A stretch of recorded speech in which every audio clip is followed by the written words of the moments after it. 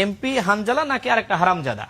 জামাত জোটের একজন এমপি হানজালা, তিনি বিএনপির একজন কর্মীকে এইভাবে হুমকি দিয়েছেন, এই মিয়া চুপ করেন, খেয়ে ফেলাবো। তার ভাষাটা এত জঘন্য। জনাব রাশিদ খান এমপি হানজালা সাহেবকে বলছেন হারামজাদা। ইস, মানে শব্দটা উচ্চারণ করতেও তো কতটা ভারী লাগছে নিজের কাছে। আচ্ছা রাশিদ খান, আপনি কি জানেন এই হারামজাদা শব্দ যেটা আপনি উচ্চারণ করেছেন, এই শব্দের ওজন কত বেশি? এই শব্দ যার ব্যাপারে আপনি উচ্চারণ করেছেন, আপনি কি তাকে চেনেন? তার বংশ সম্পর্কে জানেন? আর আপনি একজন মুসলমান যদি হয়ে থাকেন, তাহলে এই শব্দচয়নটা যে হারাম, ভাই গালি দেওয়াই তো ইসলামে হারাম।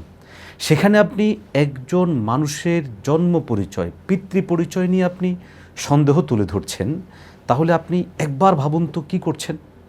আপনি প্রশ্ন করছেন যার ব্যাপারে, অভিযোগ তুলছেন যার ব্যাপারে তিনি হাজী শরীয়তুল্লাহ রহমতুল্লাহ আলাইহির বংশধর।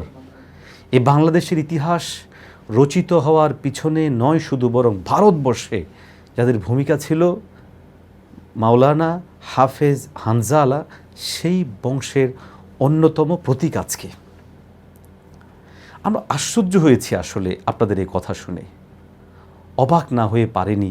সভ্যতা, শালীনতা, ভদ্রতা কোথায় গেল? আমরা জনাব রাশেদ খানের এই বক্তব্যের তীব্র নিন্দা জানাচ্ছি, প্রতিবাদ জানাচ্ছি, এবং এ ধরনের শব্দচয়ন যেন কেউ কোথাও করতে না পারে সে ব্যাপারে উদ্ধত আহ্বান জানাচ্ছি। আমরা অবাক হয়ে দেখলাম উপস্থাপক চেষ্টা করছিলেন এই বাজে শব্দচয়ন থেকে রাশেদ খানকে ফেরাতে, কিন্তু না পারেনি। তাহলে এদের কাছ থেকে জাতি কি নিবে? রাশেদ খান ভাই, দু চারজন আলেমরা সংসদে গিয়েছেন, এতেই যদি আপনাদের এই অবস্থা হয়, এদেশের আরও ওলামায়ে কেরাম যখন সংসদে যাবেন এবং ভূমিকা পালন করবেন, তখন আপনাদের অবস্থা কী হবে?